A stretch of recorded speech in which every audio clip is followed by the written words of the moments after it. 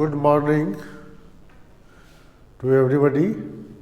अब हम लोग 2024 में 29 जनवरी को जो एग्ज़ाम हुआ है, यानी आज जो एग्ज़ाम हुआ है, उसका जो मेमोरी बेस्ड क्वेश्चन है उसका सॉल्यूशन कर रहा हूँ। ठीक है, तो क्वेश्चन देखिए। क्वेश्चन है कि कितना आसान क्वेश्चन पूछा जा रहा है। कहता है calculate the molarity of A solution having density दिया हुआ है, डेंसिटी आपको दिया हुआ है, वेट परसेंट W/W यानी मास परसेंट दिया हुआ है, परसेंटेज दिया हुआ है, और मोलिकुलर वेट ऑफ सॉल्यूट दिया हुआ है। तो हम लोग क्या पढ़े थे? फार्मूला मोलरिटी का 3 फार्मूला पढ़े थे। क्या क्या? Mole of solute by volume of solution in litre, एक ये था। दूसरा पढ़े थे weight of solute into 1000 bye molecular weight of solute into volume of solution in ml। Third पढ़े थे percentage into D into 10 bye molecular weight. तो percentage दिया रहता है तो हम लोग वही डेंसिटी दिया हुआ है, तो मोलरिटी का फार्मूला होता है परसेंटेज इंटू D यानी density into 10 bye molecular weight. तो परसेंटेज आपको दिया हुआ है 1.25, डेंसिटी दिया हुआ है 36, 10 bye molecular weight of solute दिया हुआ है 36। तो ये कैंसिल हो गया, कितना हो गया? 12.5 m। तो 12.5 m ए मार देंगे। सिर्फ मोलरिटी का तीनों फार्मूला याद रखना था नहीं। एक तो ये पढ़े ही थे percentage into D into 10 bye molecular weight. एक पढ़े थे हम लोग क्या चीज़? मोल पर लीटर। मोलरिटी क्या होता है? Number of gram mole of solute dissolve in पर लीटर सॉल्यूशन। तो mole of solute by volume of solution in litre. उसी को जब वॉल्यूम को ml में तोड़ देते हैं तो वही हो जाता है weight of solute into 1000 bye molecular weight of solute into volume of solution in ml। तो कोई तीनों फार्मूला में से कोई किसी न किसी पे आएगा, तो तीनों उसमें बनाना है। इसमें दिया है परसेंटेज दिया है, डेंसिटी दिया हुआ है, 10 दिया हुआ है, तो मोलिकुलर वेट दिया हुआ है। मोलिकुलर वेट नहीं रहता तो कोई सॉल्यूट बोल देता, उसका मोलिकुलर फार्मूला लिखते और निकाल लेते। तो ये फार्मूला से ये हो गया। तो नेक्स्ट क्वेश्चन देखते हैं हम लोग। ये क्वेश्चन जो है ऑलरेडी पहले भी IIT में भी पूछा है, मेडिकल में भी पूछा हुआ है। ये क्वेश्चन रिपीट कर गया है। ठीक है, तो बहुत ही आसान क्वेश्चन है, पहले से भी ये तो सबको याद ही रहता है। तो कहता है सेट मैं नहीं दे रहा हूँ, डायरेक्ट आंसर निकाल दे रहा हूँ। तो इसमें रुबिडियम का क्या होता है? रुबिडियम 37 का electronic configuration 1s2 2s2 2p6 3s2 3p6 4s2 3d10। कितना हो गया? 10 20 30 4p6 और 5s1 में जाता है। तो यही बैलेंस सेल है ना।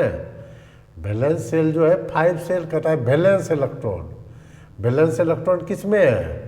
इसमें है 5s1 में। तो इसके लिए जब लिखिएगा quantum number, principal quantum number क्या शो करता है? सेल नंबर, तो 5 हो गया। L एजुमिथल शो करता है सब सेल, S के लिए 0 होता है, L0 तो M0 -L2 +L होता है, और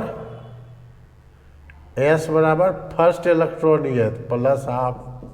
ये जिसमें चॉइस होगा, जिस सेट में n = 5 L = 0 M = 0 S = +½ वो टिक मार देंगे, उसमें तो कुछ है नहीं, वो तो सेट दिया होगा। ठीक है, तो ये है बहुत ही आसान क्वेश्चन और पहले भी पूछा जा चुका है।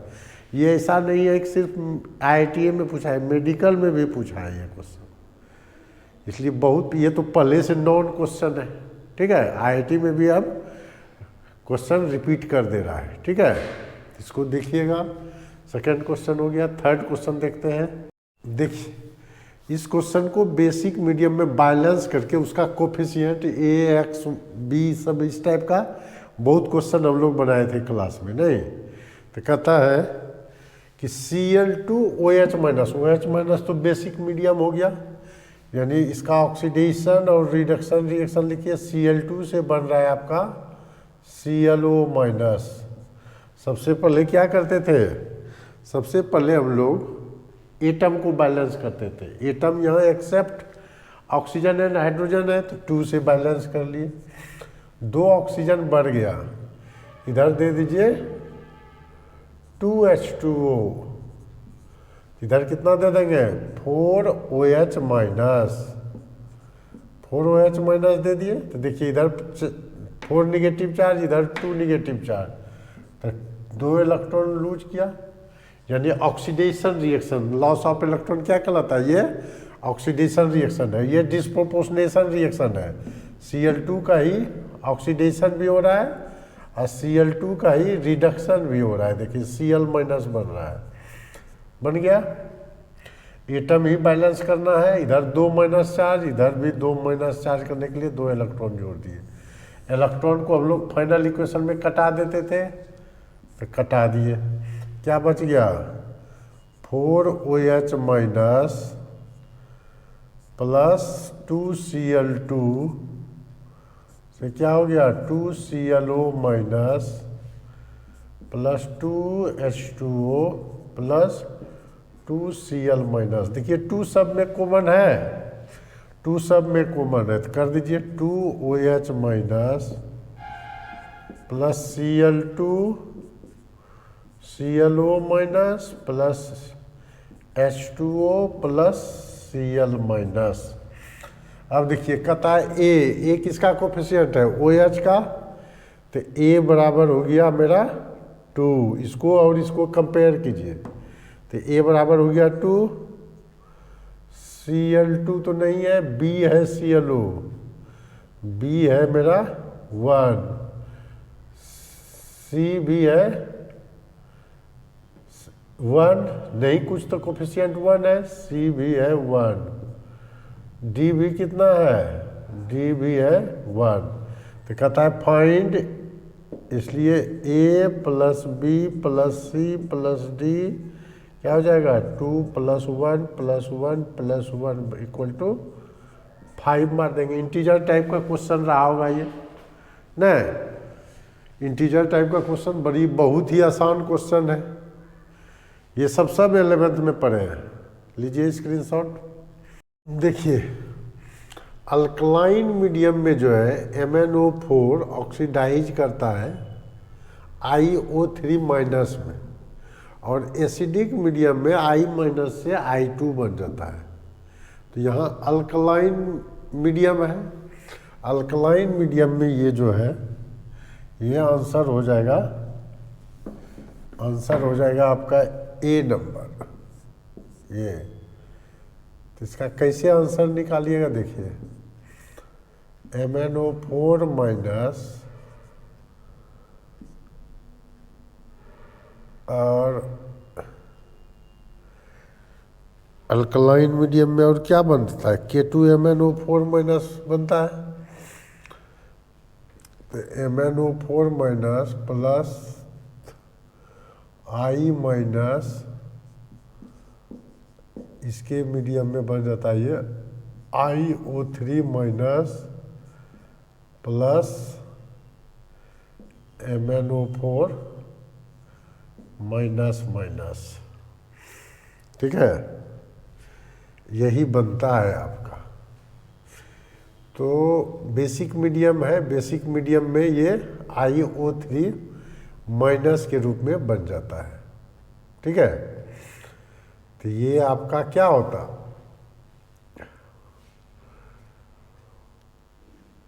ये आपका KMnO4 KOH KiO3 K2MnO4 बनता है, ठीक है। तो ये याद रखिएगा कि ये आपका iO3 माइनस बनेगा बेसिक मीडियम में, और एसिडिक मीडियम में क्या बनता है? इसको बैलेंस कीजिएगा तो हो जाएगा बैलेंस। देखिए MnO4 माइनस से क्या बन रहा है, बेसिक मीडियम में MnO4 माइनस माइनस बनता है, तो एक इलेक्ट्रॉन का जरूरत पड़ा, इधर रिडक्शन हो गया। अब I माइनस से क्या बन रहा है, IO3 माइनस बनता है, 3 ऑक्सीजन है इधर एक्स्ट्रा, तो इधर दे दीजिए 3H2O, इधर दीजिए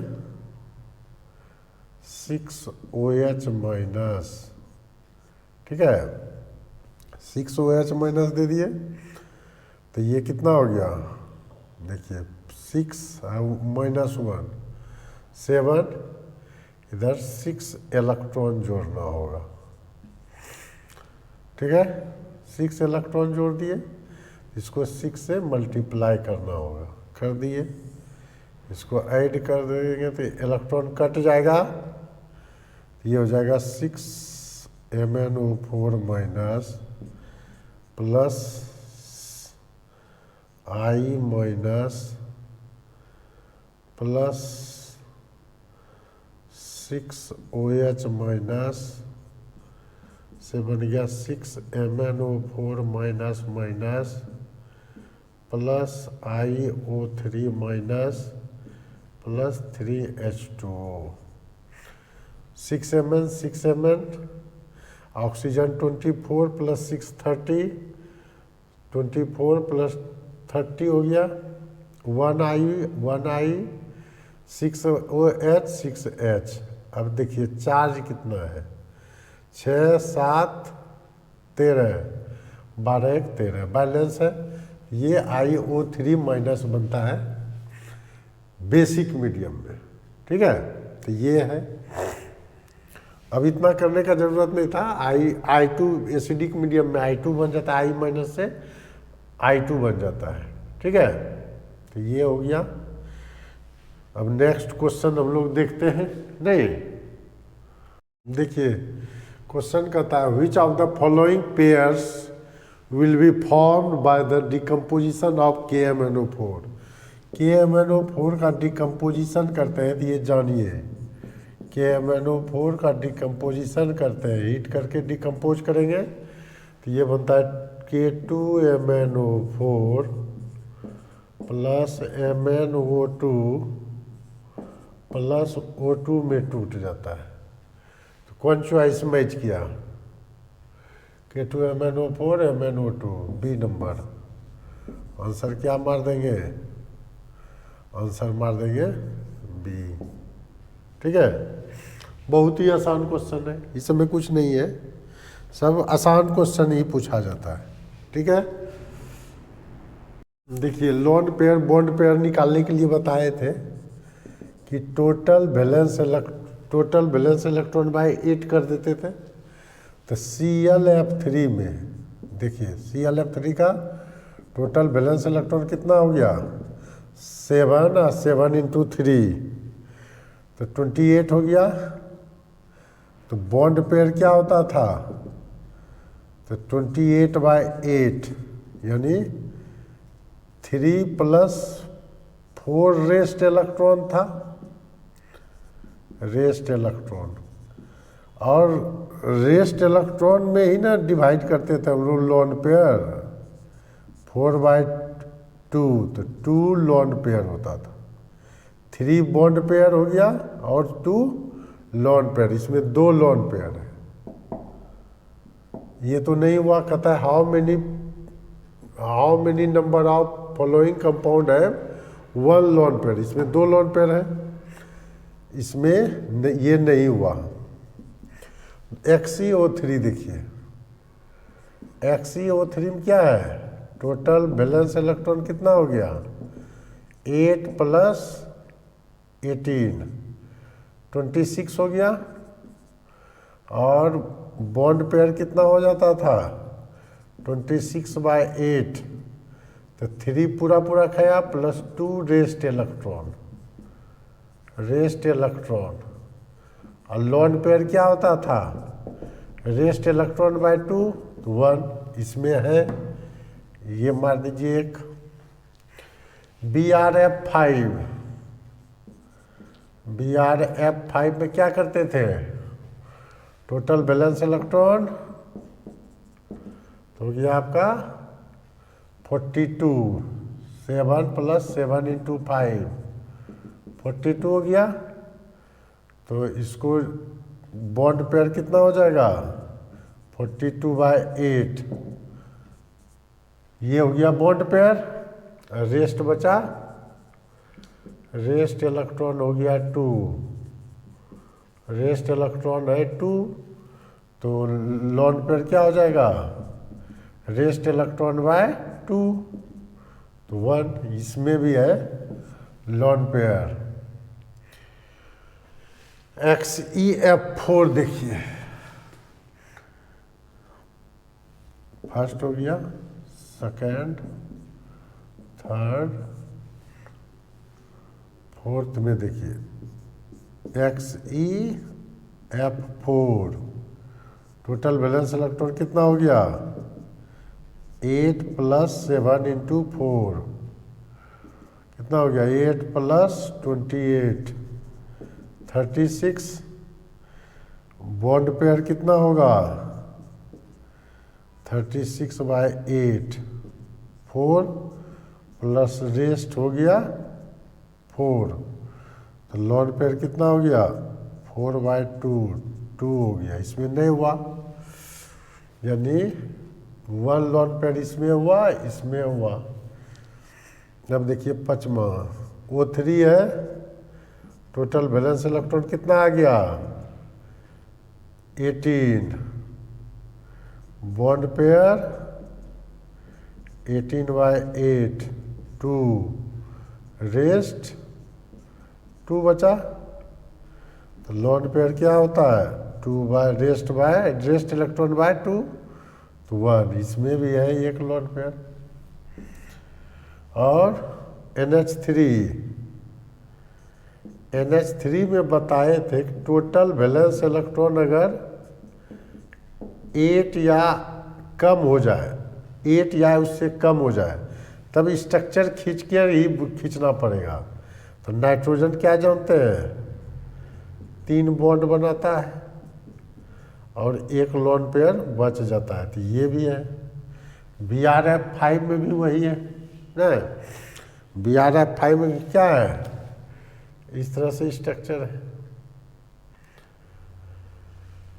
तो इसका हाइब्रिडाइजेशन पूछ सकता था, तो sp3d2 इसका हो जाएगा sp3, इसका हो जाएगा 3 + 2 5 sp3d, इसका हाइब्रिडाइजेशन sp3d2, इसका हाइब्रिडाइजेशन 2 + 1 sp2, इसका sp3।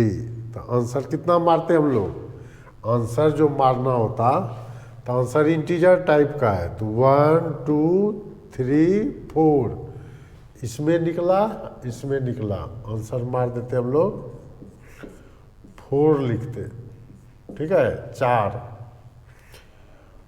हो जाता आपका इसमें आंसर, ठीक है। तो आसान क्वेश्चन था, कोई टफ है ही नहीं, या स्ट्रक्चर से भी खींच सकते थे। 3 गो देखिए बॉन्ड पेयर, 3 फ्लोरीन के साथ बॉन्ड बनाएगा, 2 लोन पेयर बच जाएगा। इसमें देखिए सब में 2-2 से बनाएगा तो 1 लोन पेयर बच जाएगा। उसमें देखिए 5 गो के साथ बॉन्ड बनाएगा, 1 लोन पेयर बच जाएगा। इसमें देखिए 4 गो के साथ बॉन्ड बनाएगा, 2 लोन पेयर बच जाएगा। इसमें तो ऐसे खींचते ही हैं हम लोग, 2 बॉन्ड 1 कोऑर्डिनेट करता है, ठीक है, इस तरह से हम लोग निकालते हैं, ठीक है। तो ये भी आसान क्वेश्चन ही था। देखिए कितना आसान पूछा है, इसमें चॉइस दिया हुआ है A ΔG <0, B ΔG <0, C ΔS <0, none of these, D में नन ऑफ दीज है, ठीक है, नन ऑफ दीज। तो देखिए क्या हम लोग जानते हैं, which of the incorrect statement for spontaneous process. Spontaneous process में क्या होता था, delta G less than zero और delta G greater than zero, तो ये गलत बात है, यही इनकरेक्ट हो गया। अब डेल्टा एस ग्रेटर देन, हम लोग क्या पढ़े थे, delta G equal to delta H minus T del S. Delta S अगर पॉजिटिव है, delta S greater than zero मतलब पॉजिटिव, मतलब ये पार्ट मेरा निगेटिव नहीं, तो हाई टेम्परेचर पर ये क्या होगा, निगेटिव होगा। ठीक है, तब क्या कंडीशन था इसमें, डेल्टा एच नहीं दिया हुआ है, तो डेल्टा एस भी ग्रेटर देन जीरो है। अगर लेस देन रहता तब तो दोनों पॉजिटिव हो जाता, तो होता ही नहीं। अब इस दोनों पे डेल्टा एच और टी पर डिपेंड करता है इस कंडीशन में, ऐसे नहीं तो इनकरेक्ट है, तो यही होना चाहिए। इसमें क्या है, स्पॉन्टेनियस प्रोसेस के लिए क्या होता है, फॉर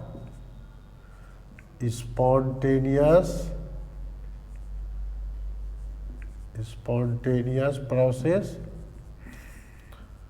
क्या होता है, delta G less than zero होता है। Non spontaneous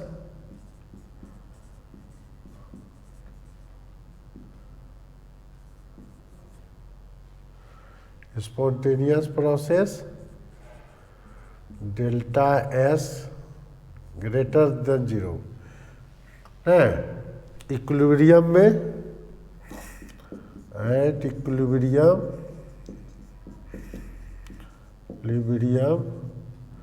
delta G equal to zero होता है। ये 4 पॉइंट याद रखना है, तो आंसर इसमें हो जाता मेरा बी, मोस्ट सूटेबल यही है ना। अब देखते हैं नेक्स्ट क्वेश्चन।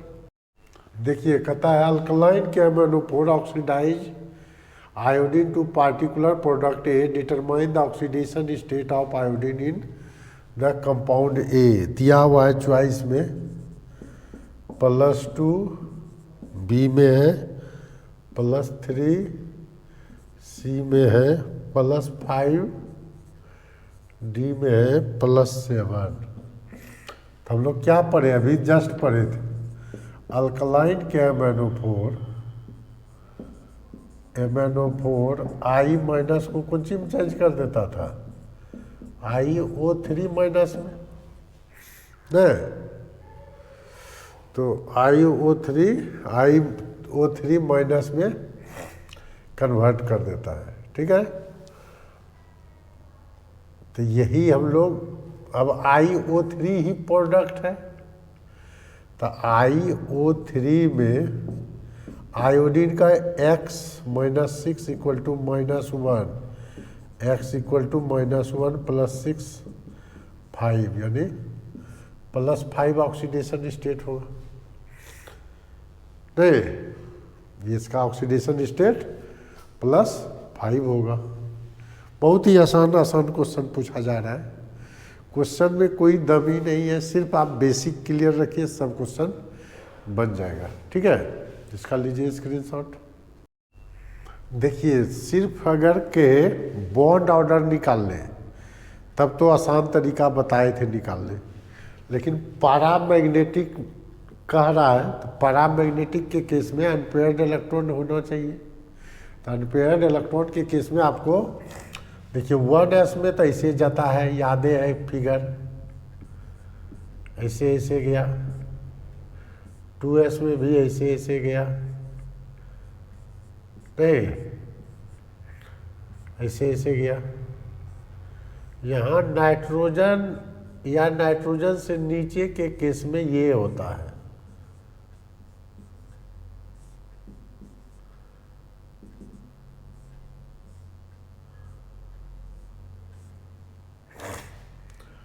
और ऑक्सीजन के केस में सिर्फ क्या हो जाता था,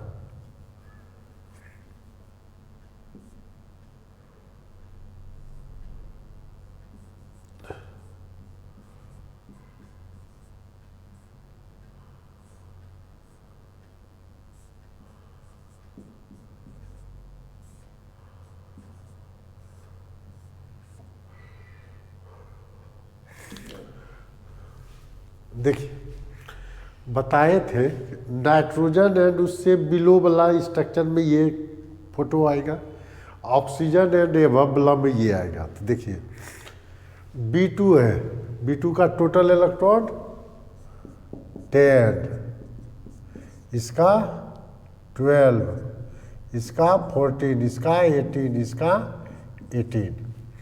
तो बॉन्ड ऑर्डर जो निकालेंगे 10 इलेक्ट्रॉन भरना है, तो 10 इलेक्ट्रॉन में क्या होगा, 2 इसमें 8 एक एक जाएगा। देखिए दोनों में अनपेयर्ड इलेक्ट्रॉन होगा, पैरामैग्नेटिक होगा। अब हो गया कितना, 2 4 6, 6 - 4/2 यानी 1 भी है, अब पैरामैग्नेटिक भी हो गया, पैरामैग्नेटिक मैग्नेटिक हो गया। ठीक है। नाइट्रोजन के केस में देखिए 12 है, 2 4 6 8 4, 12 हो गया, यानी ये डायमैग्नेटिक होगा तो ये क्या 8 - 4/2, ये होगा भी 2 और diamagnetic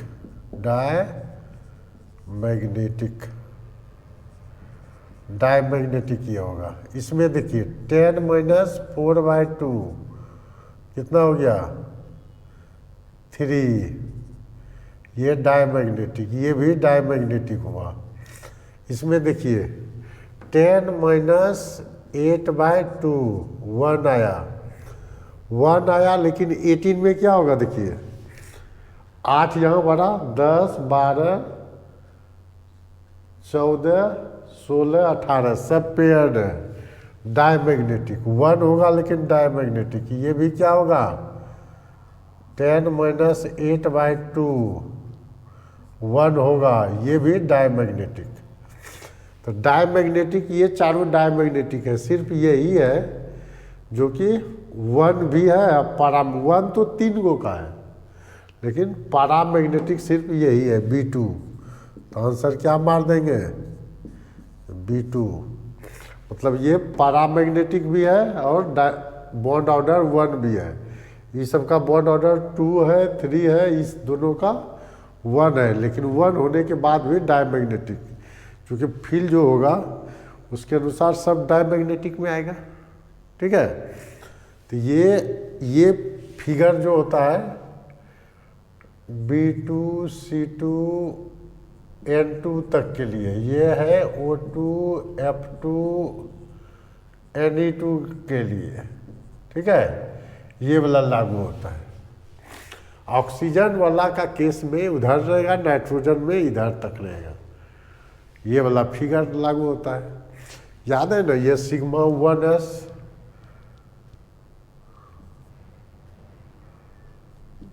sigma star 1s sigma 2s sigma star 2s, यही पाई 2px पाई 2py यही होता था। तो ये आपको याद रखना पड़ेगा। ठीक है, तो इसका आंसर हो जाता B2। क्लियर, यहाँ तक क्वेश्चन था, यहाँ तक बनाए इसको। यही क्वेश्चन बहुत आसान क्वेश्चन पूछा है इसमें भी, तो इसका लीजिए। देखिए स्टेटमेंट दिया हुआ, इसमें स्टेटमेंट में यही चॉइस होगा। स्टेटमेंट फर्स्ट फॉल्स है, सेकंड ट्रू है, यही दोनों में से कुछ होगा। तो हम लोग मेन समझ लेते हैं। देखिए हम लोग 14th ग्रुप एलिमेंट जो पढ़ते थे, ग्रुप 14 में कौन कौन एलिमेंट था, कार्बन, सिलिकॉन, जर्मेनियम था न, एसएन था, पीबी था। इसका इलेक्ट्रॉन नेगेटिविटी जो होता था, कार्बन का सबसे ज़्यादा होता था 2.5, सिलिकॉन का 1.8, इसका भी 1.8, इसका भी 1.8, इसका 1.9। तो देखिए कहता है electronegativity of group 14 decreases from silicon to lead. Silicon to lead क्या हो रहा है, मेटालिक नेचर बढ़ रहा है, तो लेड का वहाँ इलेक्ट्रॉन नेगेटिविटी बढ़ जाता है। तो स्टेटमेंट फर्स्ट क्या हो गया, स्टेटमेंट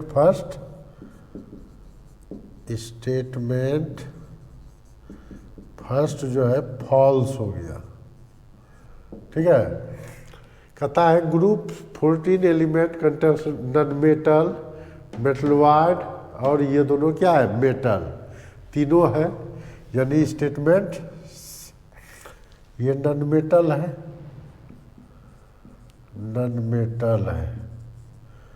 ये मेटलवाइड है, लॉइड है, ये दोनों क्या है, मेटल है। ये स्टेटमेंट सेकंड क्या हो गया, स्टेटमेंट सेकंड क्या हो गया, ट्रू हो गया। जो अब चॉइस होगा चॉइस के अनुसार मिला लीजिएगा। इसमें इसी फंसने वाला यही था कि इलेक्ट्रॉन निगेटिविटी लेड का बढ़ जाता है और कुछ नहीं था। और सब चीज़ सेम क्वेश्चन है। पीरियोडिक टेबल समझिए या 14th ग्रुप एलिमेंट का कहिए, दोनों में पढ़ते हैं हम लोग। ठीक है, तो इसका अब देखते हैं हम लोग नेक्स्ट क्वेश्चन पीरियोडिक टेबल का ही एक और है। देखिए कहता है स्टेटमेंट फर्स्ट में across second period generally ionisation energy element decreases.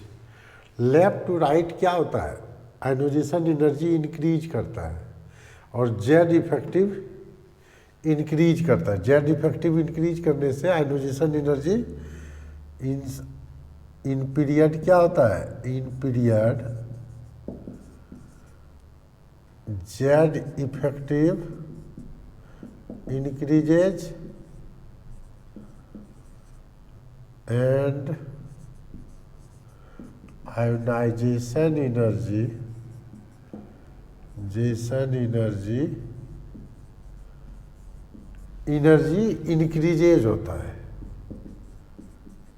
Increases होता है, ठीक है। तो यहाँ पर स्टेटमेंट फर्स्ट हो गया फॉल्स, स्टेटमेंट फर्स्ट हो गया फॉल्स, घटता नहीं है आयनोजेशन एनर्जी। और स्टेटमेंट सेकंड हो गया ट्रू। स्टेटमेंट सेकंड क्या हो जाएगा, ट्रू हो जाएगा नहीं। स्टेटमेंट फर्स्ट तो फॉल्स, कोई भी पीरियड में लेफ्ट टू राइट जाते हैं तो क्या होता है, आयनोजेशन एनर्जी इंक्रीज करता है, इलेक्ट्रॉन एफिनिटी इंक्रीज करता है, इलेक्ट्रॉन नेगेटिविटी इंक्रीज करता था। तो उस आयनोजेशन एनर्जी इंक्रीज किया मतलब क्या होगा, जेड इफेक्टिव इंक्रीज करेगा नहीं, प्रोटॉन का संख्या सिर्फ बढ़ता है, सेल नंबर तो वही रहता है नहीं, तो जेड इफेक्टिव इंक्रीज करता है। सेकेंड स्टेटमेंट सही है, फर्स्ट स्टेटमेंट क्या हो गया, फॉल्स हो गया। बहुत ही इजी क्वेश्चन, बच्चा वाला क्वेश्चन है एकदम, ठीक है। देखिए दो क्वेश्चन इनऑर्गेनिक में मैच करने आया है, match the column first and second. देखो ये भी है, एक ये भी है। देखिए क्रायोलाइट का फॉर्मूला होता है Na3Al(F6), ये मैच कर गया इसका। फ्लसफार का फॉर्मूला होता है CaF2, ये मैच कर गया। बॉक्साइट का Al2O3, ये मैच कर गया। डोलोमाइट का ये कर गया। यानी क्या हो गया, आंसर क्या हो जाता, A का 4, B का फर्स्ट नहीं, B का फर्स्ट, छोड़ दीजिए इधर नहीं करते हैं। C का सेकेंड, डी का किसी क्या हो गया, थर्ड हो गया। ये जानना है, हम लोग पढ़े हुए थे, और में लिखाए थे सबटा नहीं, मेटलर्जी में ये लिखाए थे। इसमें देखिए जिगलर-नटा कैटलिस्ट जो होता है, ये क्या होता है, जिगलर-नटा कैटलिस्ट लेते थे, पहले मैच कराते हैं। Titanium chloride AlCl4 try alkyl aluminium होता है, ठीक है। तो A का हो जाएगा 4, A का आंसर हो जाएगा ए का 4 में क्या होता है, ए का जिगलर-नाटा कैटलिस्ट है, तो जिगलर-नाटा कैटलिस्ट का फार्मूला जो होता था ये होता था, यहाँ लिख देते हैं बगल में, ये कायम पूछते रहता है बार बार, जिगलर-नाटा, पिछले वीडियो में भी था, नाटा कैटलिस्ट होता है TiCl4 प्लस ट्राई-इथाइल अल्मुनियम, ये होता था। तो ए का कौन हो गया, ये मैच कर रहा है टाइटेनियम और अल्मुनियम। ब्लड में जानते हैं क्या होता है, ब्लड में आयरन रहता है, याद है पढ़े थे, ब्लड में आयरन, लेडीज सबको कहता है ना आयरन का कमी है, तो ब्लड में ये होता है बी। विल्किंसन कैटलिस्ट में रोहेडियम होता है, और विटामिन बी में कोबाल्ट प्रेजेंट होता है, ठीक है। तो बी में क्या हो गया, बी हो गया ब्लड में आयरन, मतलब बी का 3rd, ठीक है। सी का क्या हो गया, विल्किंसन कैटलिस्ट फार्मूला लिख देते हैं 1st। डी का क्या हो गया, विटामिन B12 में कोबाल्ट प्रेजेंट रहता है 2nd।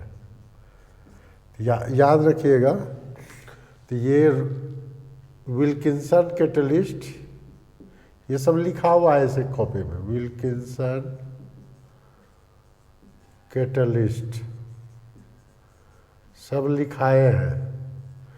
विल्किंसन कैटलिस्ट जो होता है क्या होता है, RH PPH3 का होल 3, PPH3 का होल 3 Cl, तो कम्प्लेक्स कंपाउंड होता है ये। तो ये याद रखिएगा, ये दोनों बड़ी इंपॉर्टेंट है। और B12 में होता है कोबाल्ट, ब्लड पिगमेंट में जानवे करते हैं आयरन प्रेजेंट होता है। तो आसान क्वेश्चन था ये दोनों, ठीक है। थोड़ा इनऑर्गेनिक में जो भी पढ़ के गए सब मार के आएगा, इसमें से 3 भी पता रहेगा, चौथा इसे मैच करा दीजिएगा, ठीक है। तो लीजिए अब देखते हैं नेक्स्ट क्वेश्चन, ये 13 नंबर क्वेश्चन हो गया, ये भी मैच कराने वाला ही था, ठीक है। Match the column first and column second, यहाँ भी क्या था, match the column first and column second. ये थोड़ा ज़्यादा नज़दीक हो गया, गड़बड़ लग रहा है देखने में नहीं, लेकिन समझ गए, यहाँ तो भर ही दिए, ठीक है। देखिए कहता है CO forms bridge between metals, किसमें मेटल के बीच ब्रिज का काम करता है, ठीक है। तो किसमें होगा ब्रिज का, मेटल का काम करता है, तो CO कार्बोनाइल ग्रुप जो है इसमें होता है, CO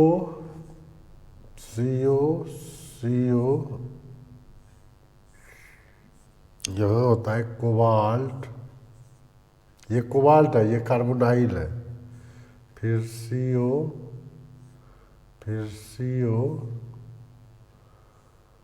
फिर ये कोबाल्ट CO2 हो गया, CO होता है, ऐसे होता है, ठीक है। तो इसमें मैच किया, आंसर क्या हो जाएगा, आंसर हो जाएगा बी में bridge, CO carbonyl group form bridge between metal atom, metal atom ये है, दोनों के बीच ये ब्रिज का काम करता है। ठीक है, तो ये जानना पड़ेगा, स्ट्रक्चर याद रहेगा तभी ये बना पाइएगा। इसमें कोई कंसेप्ट का नहीं है काम, इसमें स्ट्रक्चर याद रखना होगा। ठीक है, तो ये देखिए ये बहुत अच्छा क्वेश्चन दिया है, केमिकल काइनेटिक्स का है। ठीक है, तो हम लोग आर्हेनियस इक्वेशन क्या पढ़े थे? अकॉर्डिंग टू आर्हेनियस क्या दिया था? के बराबर ए बाय आर टी पढ़े थे, यही पढ़े थे ना। तब इसको ये नेट ले सकते हैं ना, के नेट है तो यहाँ ये नेट कर सकते हैं। तो इसको कर दीजिए, इसी को e to the power minus A net by R T equal to क्या हो जाएगा? A minus E1 by R T into A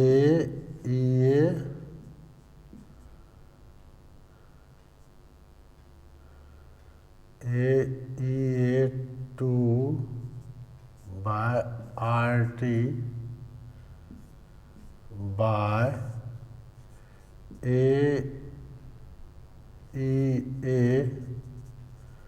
3 by R T, सब यही है। इसको अब हम लोग क्या लिख सकते हैं? A minus A net by R T, A common है, ये तो अथी आ जाएगा, तो ये क्या हो जाएगा? ए कट भी जाएगा सब, तो A square E minus A one by R T common हो जाएगा सब में, तीनों में। ये एक के बार लिख देते हैं इसको अरेंज करके। ठीक है, ए से ए काट दीजिए पहले, तो ए बचा, तो इसको लिख सकते हैं A minus E1 minus E2 plus E3 by R T. A cancel हो गया तो अब देखिए दोनों यही पर है, तो ए नॉट खाली क्या बच जाएगा? ए नेट माइनस दोनों साइड है, तो माइनस तो दोनों साइड है, तो क्या लिख सकते हैं हम लोग?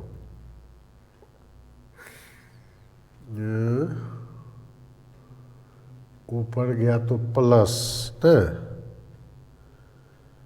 अब हम लोग लिख सकते हैं इसको एल लेते हैं तो माइनस हो जाएगा दोनों तरफ,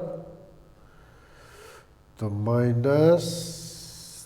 माइनस को खत्म, तो ये हो जाएगा E1 plus E2 minus E3। अब E नेट कहता है निकालने, E नेट बराबर ये दिया हुआ है E1 40 plus 50 minus 60 30 kilo joule पर मोल हो जाएगा। ये आर्हेनियस इक्वेशन पे पुट कर देना है, कुछ है नहीं ना। आसान ही क्वेश्चन है लेकिन नया टाइप का है, इस टाइप का पूछा नहीं था। अच्छा क्वेश्चन है, लीजिए इसका। ये कितना हलवा क्वेश्चन पूछ दिया, एकदम इजी क्वेश्चन। कहता है osmotic pressure of solution containing non volatile solute is इतना पास्कल। ऑस्मोटिक प्रेशर दिया हुआ है at 273, calculate osmotic pressure at 283। तो हम लोग क्या पढ़े हैं, osmotic pressure pi equal to CRT, यानी पाई दिया हुआ है 7 × 10⁵ पाई 1 मान लीजिए CRT1, कंसंट्रेशन ने है दिया हुआ इक्वल टू CRT1 है 273। एक इक्वेशन ये हो गया। कहता है कैलकुलेट ऑस्मोटिक प्रेशर पाई 2 बराबर CRT, ये निकालना है पाई 2 बराबर CR 283। Second question, first by second कर दीजिए। इक्वेशन फर्स्ट बाय सेकेंड क्या हो जाएगा, 7 × 10⁵ by pi 2 CR 273 by CR 283। R cut गया तो पाई 2 बराबर क्या हो गया, 283 बाय 273 इंटू 7 × 10⁵ पास्कल। ये हो जाएगा 7.25 × 10⁵ पास्कल। जो चॉइस ये जिसमें रहेगा मार देंगे, ABCD जो भी रहे, ठीक है। आसान क्वेश्चन है, ठीक है। तो इसको हम लोग, ये सॉल्यूशन का पार्ट हो गया, देख लिए इसका भी। चलिए अब हम लोग देखते हैं ऑर्गेनिक का कुछ पार्ट। इंडक्टिव इफेक्ट में सिग्मा बॉन्ड होता था, इलेक्ट्रॉनिक इफेक्ट सब है, रेजोनेंस इफेक्ट में होता था। क्या कहता है, interaction occurs between lone pair and pi bond. Lone pair और पाई बॉन्ड का रिलेशन होता था ना, ऐसे रहता था, CH2 डबल बॉन्ड CH2 मान लीजिए OH है, तो lone pair transfer toward pi bond, इसका रेजोनेंस क्या हो जाता था, CH2 माइनस CH2, यहाँ पर डबल बॉन्ड हो गया, नहीं CH नहीं यहाँ होगा, हाँ वही तो, यहाँ CH होगा, डबल बॉन्ड O पर यहाँ प्लस चार्ज आ जाएगा, एक लोन पेयर बचिए गया, प्लस चार्ज OH, ठीक है। इससे ज़्यादा सूटेबल ये एग्जाम्पल होगा, CH2 double bond CH NH2, इसका लोन पेयर इधर ट्रांसफर होगा, ये इधर ट्रांसफर हो जाएगा, इसका रेजोनेंस क्या हो जाएगा, CH2 minus single bond CH double bond NH2 पर प्लस।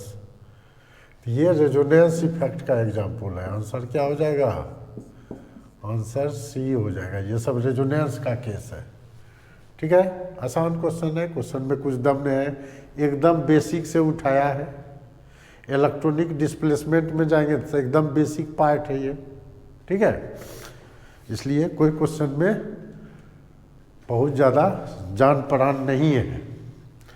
तो देखिए अब नेक्स्ट क्वेश्चन हम लोग देखते हैं। देखिए कहता है energy difference between actual structure and it's most stable resonating structure having least energy is called.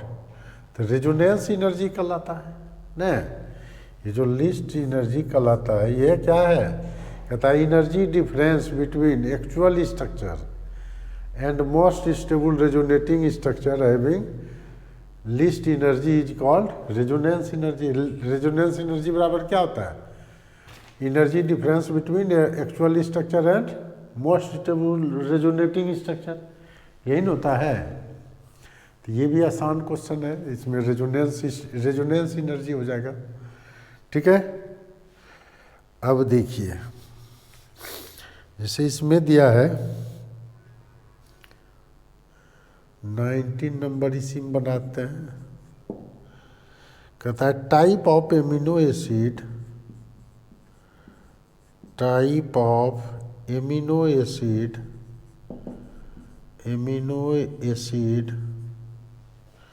obtained on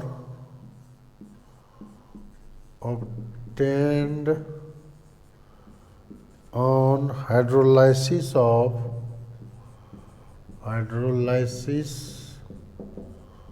of protein molecule। Amino acid obtain किससे करते हैं? तो यहाँ दिया हुआ है आपको चॉइस में, अल्फा एमिनो एसिड, इसी से हम लोग करते थे। B beta amino acid,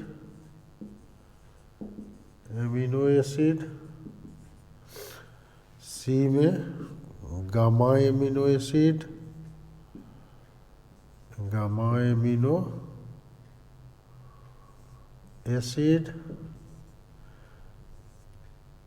C D में है डेल्टा एमिनो एसिड। तो हम लोग क्या पढ़ते थे? अल्फा एमिनो एसिड का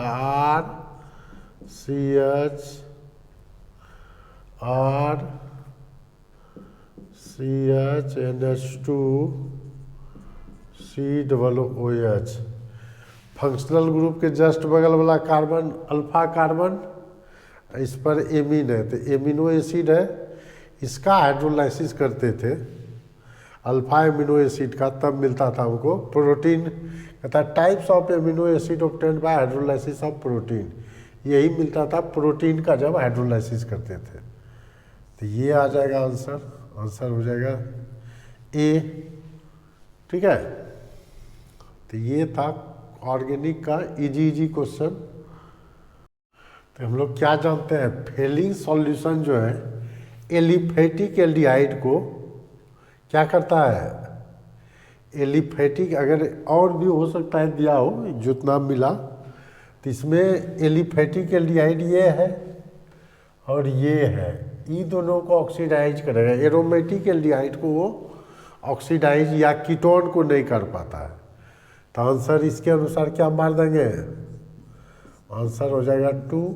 और अगर कोई चॉइस है तब तो हो सकता है ज़्यादा, लेकिन ये फेलिंग सॉल्यूशन से ऑक्सीडाइज होगा और ये ऑक्सीडाइज होगा, ये नहीं होगा, ये भी नहीं होगा, ये भी नहीं होगा।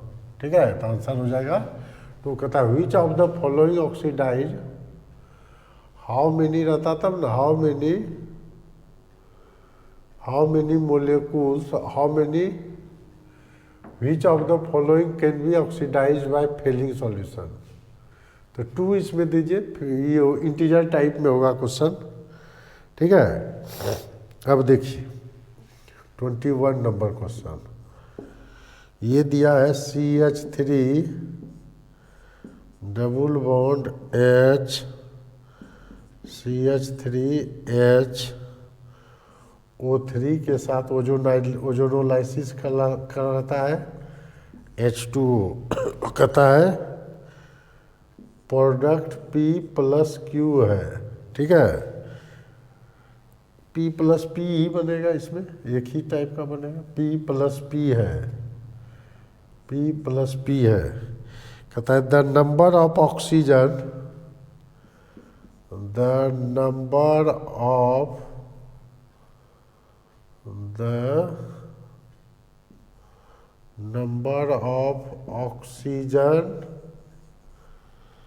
ऑक्सीजन पर मोलिक्यूल इन प्रोडक्ट,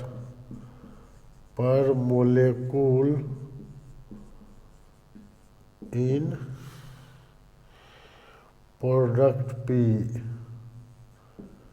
प्रोडक्ट पी। तो देखिए ये आसान दिया है। ओजोनोलाइसिस हम लोग कैसे करते थे इसका, तो देखिए ओजोनोलाइसिस कराइए, CH3 C ऐसे ले लेते थे, O ऐसे C O लेते थे, इधर आपका है ही CH3 है, H है, H है। जब कटिंग करेंगे, ओह डायरेक्टली लिख दिए हम, इसको लिखिए इस तरह से।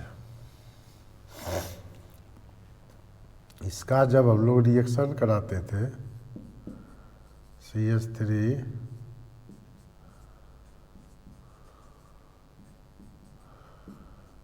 O3 से, ये ऐसे करता था। ओजोनोलाइसिस है, ओजोनोलाइसिस। तो इसका देखिए C, ठीक है, ये H रहेगा ही, O ऐसे होता था, CH3 रहेगा ही, H रहेगा, O होता था। जब कटिंग कर देते थे ऐसे, किसके प्रजस में, ZnH2O प्रजस में, तो ये CH3CHO बनता था। तो दो प्रोडक्ट बना, CH3COOH प्लस CH3COOH, एसिटल्डिहाइड दो मोलिकुल बना। तो कहता है नंबर ऑफ ऑक्सीजन पर मोलिकुल इन प्रोडक्ट, तो एक एक है पर मोलिकुल तो एक है। तो आंसर क्या हो जाएगा, 1 ऑक्सीजन एटम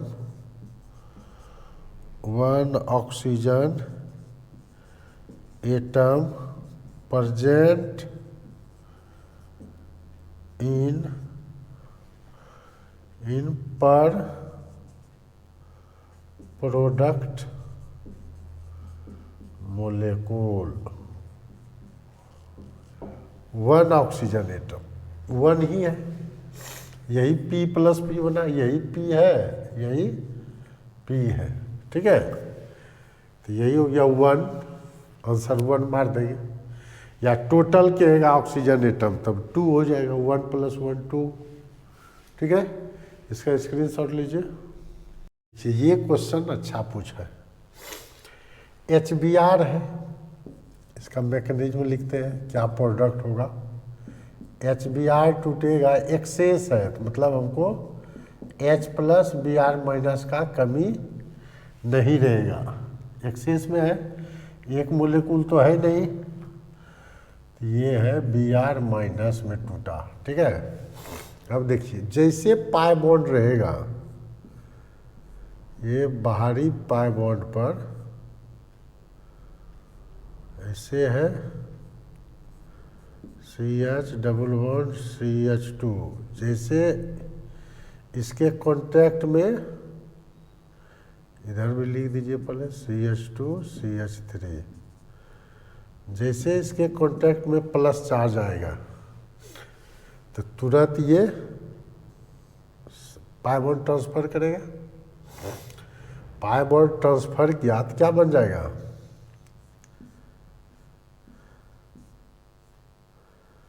ये CH + CH3 बन गया। चूँकि सेकेंडरी का ये जो बन रहा है सेकेंडरी कार्बोकेटाइन बन रहा है।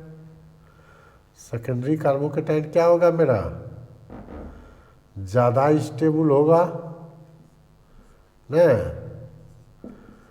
अभी रहने दीजिए। अब Br- है, तब Br- कहाँ अटैक कर देगा, ये यहाँ अटैक कर देगा। तो क्या प्रोडक्ट बन गया, प्रोडक्ट जो बन गया मेरा बेंजीन रिंग है, यहाँ है CH2 CH3, ये मेरा पूरा हो गया CH Br CH3 बन गया, ठीक है। अब देखिए लेकिन एक्सेस है, तो H प्लस ये लोन पेयर भी इसको ट्रांसफर करेगा। तो लोन पेयर जैसे ट्रांसफर किया तो ये क्या बन जाएगा, लोन पेयर ट्रांसफर किया तो ओ H बन गया। अब प्लस चार्ज अब कहाँ चला जाएगा, इस पर आएगा। अब देखिए ये बॉन्ड ब्रेक कर जाएगा, तो ये बॉन्ड ब्रेक करेगा, ठीक है। ये जो है ये बॉन्ड ब्रेक कर जाएगा और ये बना देगा हमको ये प्रोडक्ट। अब बी आर माइनस भी अवेलेबल है ना। तो ये हो जाएगा ओ एच और यहाँ तो सी एच दिखेगा कि नहीं ऊपर, इसे कर दें। ये क्या बन रहा है,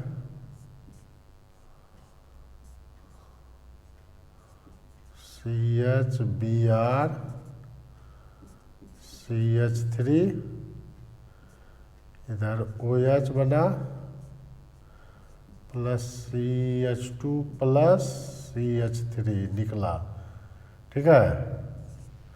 अब देखिए ये CH2 Br माइनस भी अवेलेबल है सॉल्यूशन में, अभी Br माइनस के साथ ये बना देगा क्या प्रोडक्ट फाइनली, ये फाइनल जो हो जाएगा ये बन जाएगा CH Br CH3 OH plus CH3 CH2 Br, ये दोनों प्रोडक्ट बनेगा। अब जो चॉइस में होगा मार लीजिएगा। इसका मैकेनिज्म ये हुआ, ये एक्सेस है, एक्सेस में ये H plus B R minus का कमी है ही नहीं, तो एक बार इस पर अटैक करेगा, एक बार इसके लोन पेयर पर अटैक करेगा, इसके लोन पेयर पे अटैक करके ये यहाँ से बॉन्ड ब्रेक हो जाएगा। CH2 plus B R minus present है, बस वो बना देगा। लोन पेयर इधर आ जाएगा, CH2 प्लस चला जाएगा उधर। यहाँ देखिए ये इधर लोन पेयर में चला गया और ये चूँकि एक दो लोन पेयर चाहिए इसको, एक लोन पेयर तो है बचा हुआ और प्लस चार्ज है, 3 बॉन्ड बना प्लस चार्ज भी है और ये इधर मूव कर जाएगा, मतलब ये प्लस चार्ज यहाँ चला जाएगा, प्लस चार्ज तब यहाँ चला जाएगा, ठीक है। इस तरह से इसका प्रोडक्ट हो गया। बढ़िया क्वेश्चन था ये। तो लीजिए इसका स्क्रीनशॉट, तब नेक्स्ट क्वेश्चन देखते हैं। देखिए सबसे पहले ये रिएक्शन किससे कर रहा है,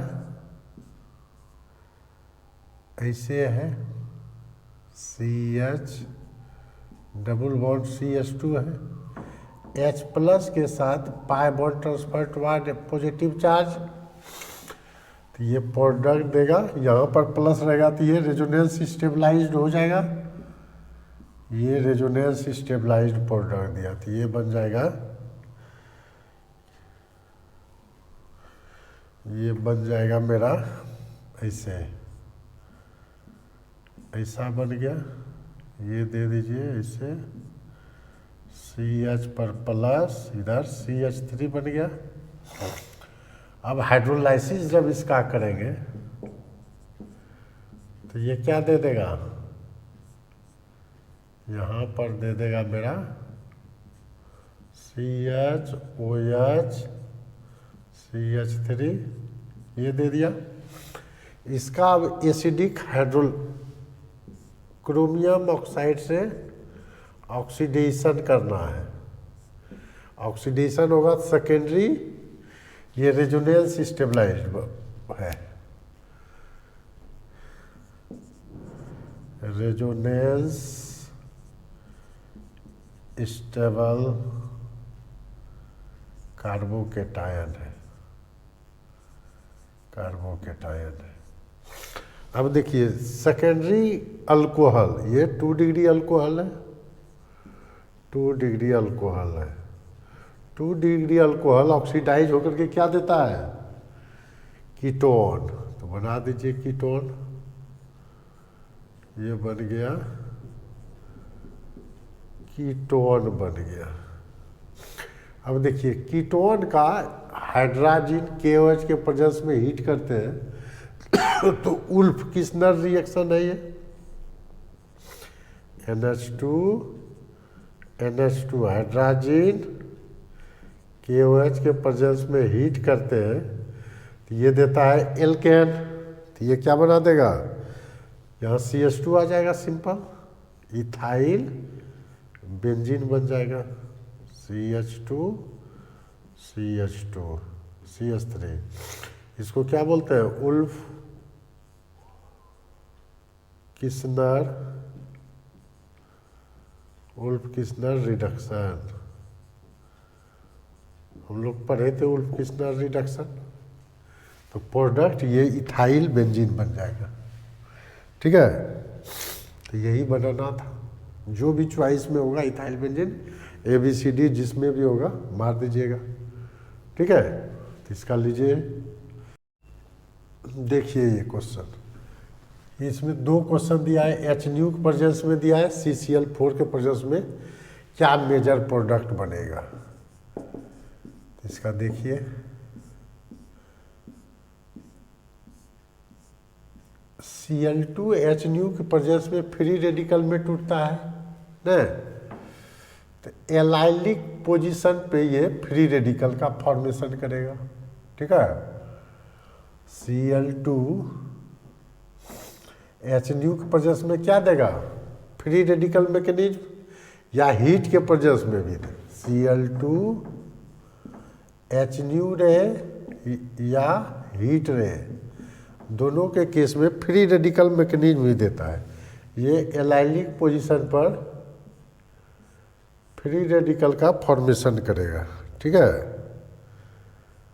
तो यहाँ पर आपको Cl जुड़ जाएगा। एलाइलिक ब्रोमिनेशन NBS के प्रेजेंस में पढ़े थे, या HNU के प्रेजेंस में एलाइलिक क्लोरिनेशन होगा, यही प्रोडक्ट देगा, मेजर प्रोडक्ट यही होगा, ठीक है। और इसका H और Cl निकल जाएगा।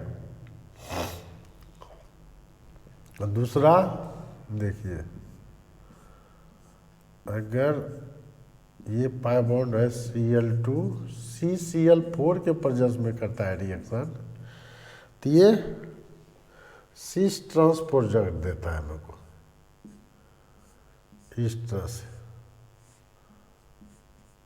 Cl यहाँ भी रहेगा, एक डॉटेड रहेगा इधर, तो ये B बना, ये बना मेरा, जिसमें चॉइस ये दोनों रहेगा, मार देंगे हम लोग, ठीक। आसान क्वेश्चन था, बढ़िया क्वेश्चन, लेकिन ये कंसेप्चुअल क्वेश्चन है। एलाइलिक ब्रोमिनेशन या NBS के प्रेजेंस में एलाइलिक ब्रोमिनेशन करते हैं, HNU के प्रेजेंस और NBS के प्रेजेंस में, या पेरोक्साइड दे देता है NBS के प्रेजेंस में पेरोक्साइड। तो पेरोक्साइड क्या होता है? हमको फ्री रेडिकल मैकेनिज्म शो करता है। HNU और हीट के प्रेजेंस में ये एलाइलिक क्लोरिनेशन देगा। और इसका तो ये CNT बनता है, एक Cl टुवार्ड द ऑब्जर्वर, एक Cl बियॉन्ड द ऑब्जर्वर चला जाता है, सिस ट्रांस में चला जाता है, ठीक है। तो ये हो गया। तो इस तरह से हम लोग क्या देखें कि बेसिक पार्ट, एक क्वेश्चन जो सिर्फ था प्योर थ्योरेटिकल का पूछा है, वो भी बना ही दे रहा हूँ, लेकिन वो प्योर थ्योरेटिकल है, कोई कंसेप्ट नहीं है। आपको याद है फार्मूला तो बनेगा, नहीं है तो नहीं बना पाइएगा, ठीक है। तो बना देते हैं लास्ट क्वेश्चन, या छोड़िए आप कितना बनाइएगा, वो प्योर थ्योरेटिकल क्वेश्चन है, तो वो NCERT प्रोटीन से रिलेटेड है, वो देख लीजिएगा। तो ज़्यादातर क्वेश्चन इजी क्वेश्चन पूछा जा रहा है आईआईटी मेन में, नहीं, ज़्यादा क्वेश्चन क्या पूछा जा रहा है, इजी इजी। तो इजी क्वेश्चन आपको बेसिक क्लियर रहेगा तभी बनेगा, सब बेसिक कंसेप्ट पर है, ठीक है। तो आप लोग जो नहीं सब्सक्राइब किए हैं वीडियो को सब्सक्राइब कर देंगे, और जो सब्सक्राइब कर दिए हैं तो वो तो देखेंगे ही, जो सब्सक्राइब नहीं किए हैं, जो सब्सक्राइब कर दिए हैं वो अपना जैसे वीडियो जाएगा आप लिंक शेयर कर दिया करें, और जो नहीं किए हैं वो सब्सक्राइब कर दीजिए ताकि आपको रिसेंट वीडियो मिलता जाएगा। ऐसा नहीं है कि आज बना फिर नहीं, तो सब्सक्राइब किया रहेगा तो नोटिफिकेशन आपके ऊपर चला जाएगा, ठीक है। Thank you.